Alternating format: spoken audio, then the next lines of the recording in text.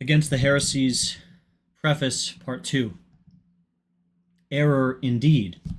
is never set forth in its naked deformity, lest, being thus exposed, it should at once be detected. But it is craftily decked out in an attractive dress, so as, by its outward form, to make it appear to the inexperienced, ridiculous as the expression may seem, more true than the truth itself. One far superior to me has well said, in reference to this point, "A clever imitation in glass casts contempt, as it were, on that precious jewel the emerald, which is most highly esteemed by some,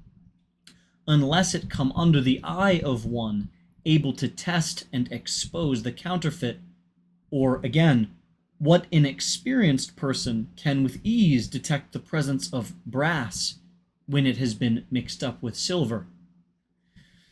Lest, therefore, through my neglect, some should be carried off, even as sheep are by wolves, while they perceive not the true character of these men,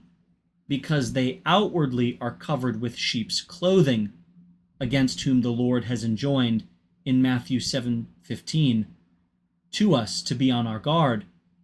and because their language resembles ours, while their sentiments are very different. I have deemed it my duty, after reading some of the commentaries, as they call them, of the disciples of Valentinus, and after making myself acquainted with their tenets through personal intercourse with some of them, to unfold to you, my friend, these portentous and profound mysteries, which do not fall within the range of every intellect, because all have not sufficiently purged their brains. I do this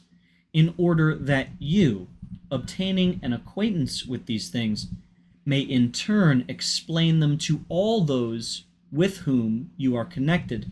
and exhort them to avoid such an abyss of madness and of blasphemy against Christ. I intend, then, to the best of my ability, with brevity and clearness, to set forth the opinions of those who are now promulgating heresy. I refer especially to the disciples of Ptolemaeus,